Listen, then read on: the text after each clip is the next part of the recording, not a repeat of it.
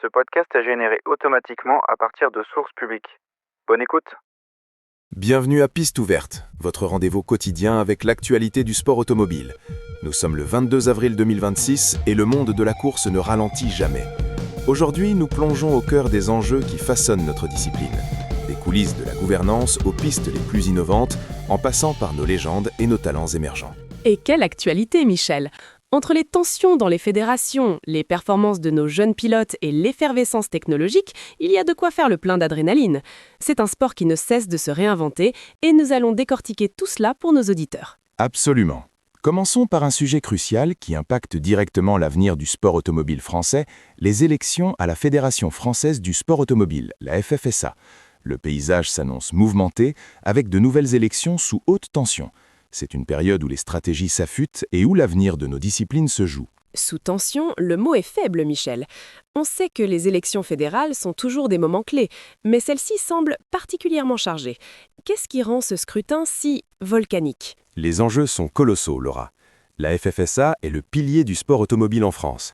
Elle gère tout, de la délivrance des licences à l'organisation des championnats nationaux, en passant par le financement des filières de jeunes talents et la représentation de la France sur la scène internationale. En 2026, avec les défis économiques et environnementaux, le choix d'une direction est plus stratégique que jamais. Des désaccords sur l'allocation des budgets, les priorités de développement ou l'orientation des programmes de formation peuvent créer des frictions importantes. C'est une question de vision pour l'avenir de notre sport. C'est donc une bataille de philosophie. Et au milieu de tout ça, un nom retient l'attention. Pierre Raguès. On l'entend dire, un président pilote, c'est vrai que ce serait rare. C'est une proposition qui détonne, non ? C'est une proposition qui bouscule les codes, en effet. Historiquement, les présidents de fédération sont souvent issus du monde de l'administration sportive, du management ou du droit. Parfois d'anciens coureurs, mais rarement en pleine activité. Pierre Raguès, avec son expérience du pilotage, notamment en endurance, apporte une perspective unique. Il connaît les réalités de la piste, les contraintes des pilotes, la logistique des équipes. On peut imaginer l'avantage d'avoir quelqu'un qui comprend les défis du terrain, du point de vue d'un pilote. Mais cela ne pourrait-il pas aussi soulever des questions de neutralité ou de conflit d'intérêts potentiels ? C'est le cœur du débat. D'un côté, une connaissance intime des besoins des athlètes et des écuries, de l'autre, la nécessité d'une vision macroscopique, impartiale pour l'ensemble des disciplines et de leurs acteurs, sans favoriser un aspect par rapport à un autre. Un président pilote pourrait revitaliser l'approche de la fédération, mais il devrait aussi faire preuve d'une exemplarité et d'une distance irréprochable pour garantir l'équité. La tension autour de ces élections reflète la volonté de trouver le bon équilibre pour propulser le sport automobile français vers de nouveaux horizons. Un dossier brûlant à suivre de près, car il dessine les contours du sport auto de demain dans l'Hexagone. Mais parlons de nos talents, qui eux font briller la France sur la scène internationale. Un nom à retenir cette semaine, Paul Jouffreau. Absolument. Le jeune blayé Paul Jouffreau a brillé en NASCAR Euroseries. Il a grimpé sur le podium en Espagne, une performance qui ne passe pas inaperçue. C'est une série très compétitive, connue pour ses courses roue contre roue. Un podium en NASCAR Euro, ce n'est pas rien. C'est une série qui gagne en visibilité et qui est un excellent tremplin pour l'Amérique du Nord, pour ceux qui rêvent de la grande NASCAR. Qu'est-ce que cela signifie pour la carrière de Paul ? Cela valide son potentiel et sa capacité à se battre aux avant-postes. Pour un jeune pilote en 2026, chaque podium est un argument de poids pour attirer de nouveaux sponsors et gravir les échelons. La NASCAR Euroseries est un championnat qui exige une grande adaptabilité, avec des voitures puissantes et des pistes variées. Sa performance en Espagne le positionne comme un espoir sérieux pour l'avenir, peut-être même au-delà des frontières européennes. C'est un signal fort envoyé à l'ensemble de la filière française. Et en parlant de talents français sur la scène internationale, nous avons eu des nouvelles de Théo Pourchaire. Oui, l'équipe nous a offert un aperçu inside avec Théo Pourchaire à Bahreïn, dans le cadre du championnat du monde d'endurance, le WEC. Après avoir brillé en monoplace, notamment en Formule 2, Théo poursuit son chemin dans l'endurance, une voie de plus en plus empruntée par les jeunes pilotes. C'est intéressant de voir cette transition. Beaucoup de jeunes talents, après la F2 ou un rôle de réserviste en F1, se tournent vers le WEC. Qu'est-ce qui rend cette discipline si attractive pour eux aujourd'hui ? Le WEC est devenu une vitrine technologique et sportive majeure, surtout avec l'arrivée des catégories Hypercar et LMG T3, qui attirent les plus grands constructeurs mondiaux. Pour des pilotes comme Théo, c'est l'opportunité de courir au plus haut niveau, dans des équipes professionnelles, sur des circuits mythiques et de développer des compétences différentes, la gestion du trafic, l'économie de carburant, le travail en équipage. Bahreïn est un circuit exigeant, souvent utilisé pour des tests ou des finales, et s'y illustrer en WEC est une preuve de polyvalence et d'engagement. C'est une excellente stratégie de carrière pour s'assurer une place durable dans le sport automobile d'élite en 2026. De la course à l'innovation, il n'y a qu'un pas, et la Formule E, elle, continue d'écrire son futur. Absolument. La Formule E nous a encore réservé des surprises avec la Gen 4 qui est entrée en piste au circuit Paul Ricard et, selon les Échos, affole déjà les compteurs. C'est la prochaine génération de monoplaces électriques et les attentes sont immenses. Affole les compteurs, ça promet. On parle de quoi? De vitesse pure, d'efficacité énergétique, d'autonomie? Qu'est-ce que cette Gen 4 va changer pour la Formule E? La Gen 4 est conçue pour repousser les limites de ce qui est possible en sport automobile électrique. Affoler les compteurs signifie des gains significatifs en termes de puissance, d'efficience énergétique et de gestion de la batterie, permettant des courses encore plus dynamiques et stratégiques. Le Paul Ricard, avec ses longues lignes droites et ses virages techniques, est un terrain de jeu idéal pour tester ces innovations. Cette nouvelle génération est cruciale pour l'attractivité de la Formule E, qui cherche à prouver que l'électrique peut offrir le même spectacle, voire un meilleur que les motorisations thermiques. C'est un pas de géant vers un avenir où la performance rime avec la durabilité, et cela attire de plus en plus de constructeurs et de fans. C'est fascinant de voir comment la technologie progresse à une vitesse folle. Du futur, revenons un instant sur le passé, ou plutôt sur la célébration de notre histoire. Le Mans, bien sûr, est toujours au cœur de l'actualité. Le Mans, capitale historique de l'endurance, s'apprête à accueillir un nouveau joyau, le M24, un tout nouveau musée du sport automobile. Il ouvrira bientôt ses portes et la question des tarifs des billets commence à circuler. Un nouveau musée au Mans, c'est une excellente nouvelle pour tous les passionnés. Le Mans, c'est bien plus qu'une course, c'est un patrimoine. Qu'est-ce que ce M24 va apporter de plus par rapport aux structures existantes ? Le M24 promet d'être un espace moderne, interactif, dédié non seulement à l'histoire des 24 heures du Mans, mais aussi à l'évolution du sport automobile dans son ensemble. L'ouverture d'un tel musée en 2026 est un investissement majeur dans la culture et le tourisme sportif. Le Mans attire des centaines de milliers de visiteurs chaque année et un musée de cette envergure viendra compléter l'offre, renforçant l'attractivité de la région. Le coût des billets sera un facteur clé pour l'accessibilité, mais l'objectif est clair, rendre hommage à la légende tout en attirant de nouvelles générations.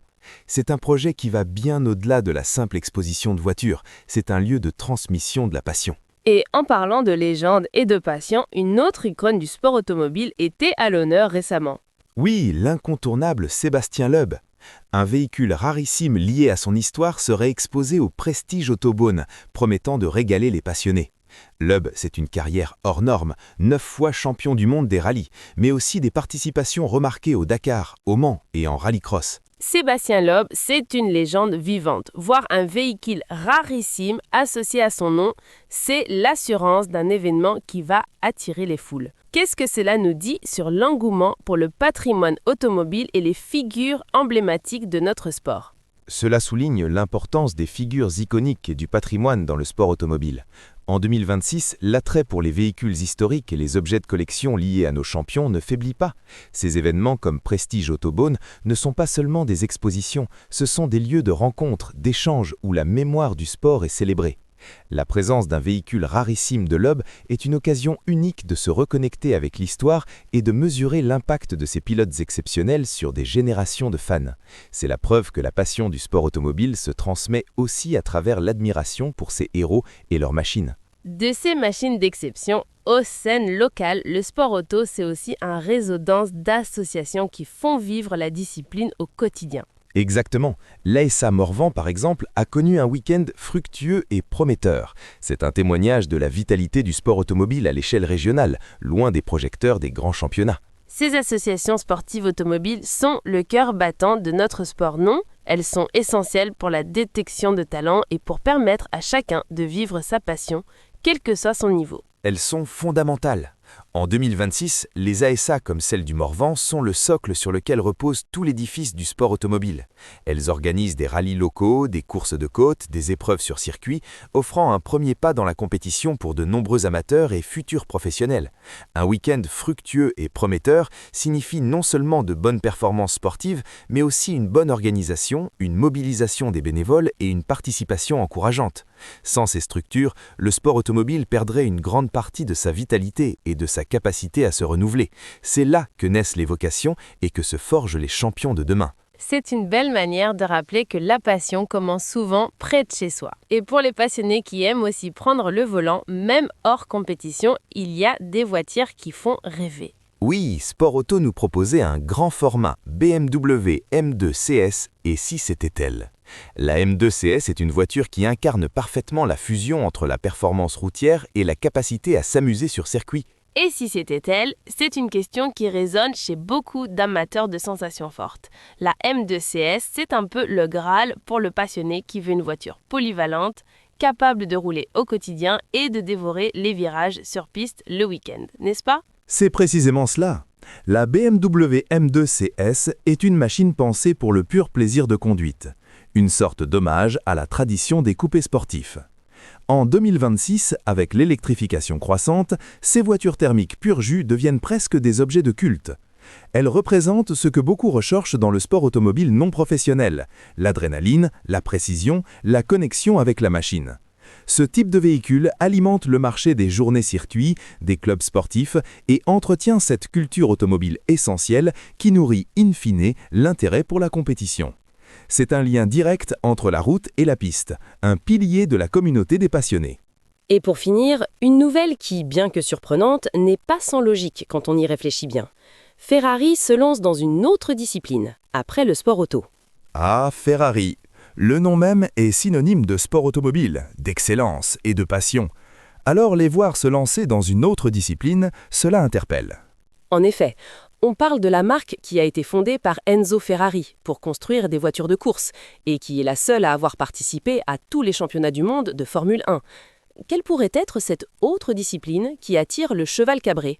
Il est important de comprendre la stratégie des marques de luxe en 2026. Ferrari, au-delà d'être un constructeur automobile et une écurie de course, est avant tout une marque de luxe globale. La diversification est une tendance forte pour ces entreprises. L'objectif est d'étendre leur empire bien au-delà de leur cœur de métier, en capitalisant sur leur prestige, leur image et leur clientèle haut de gamme. Cela peut prendre la forme de produits lifestyle, de l'hôtellerie de luxe, d'expériences exclusives ou même d'investissements dans des secteurs technologiques de pointe non automobiles. Donc, ce n'est pas un abandon du sport automobile, mais plutôt une expansion de leur marque, une manière de diversifier leurs revenus et de renforcer leur positionnement global en tant que symbole de l'excellence italienne et du luxe. Exactement. C'est une démarche stratégique pour assurer la pérennité et la croissance de la marque dans un marché mondial en constante évolution. Ferrari s'appuie sur son héritage sportif pour conquérir de nouveaux territoires, sans jamais oublier ses racines. C'est une évolution naturelle pour une entreprise qui vend non seulement des voitures, mais aussi un rêve, un style de vie. Le sport automobile, c'est bien plus qu'une simple course. C'est une industrie, une culture, une passion et un laboratoire d'innovation. C'est tout cela à la fois, Laura. Des enjeux de gouvernance qui dessinent l'avenir de nos fédérations, aux exploits de nos jeunes talents sur les pistes internationales, en passant par les innovations technologiques qui redéfinissent la performance électrique et la célébration de notre riche histoire. Le sport automobile en 2026 est un écosystème vibrant, en constante mutation. Et c'est ce qui le rend si passionnant. Il y a toujours quelque chose de nouveau, de surprenant, qui nous rappelle pourquoi nous aimons tant ce monde de la vitesse et de la compétition. C'est tout pour cette édition de Piste ouverte. Merci de nous avoir écoutés et rendez-vous très vite pour de nouvelles analyses et informations. À bientôt sur les pistes.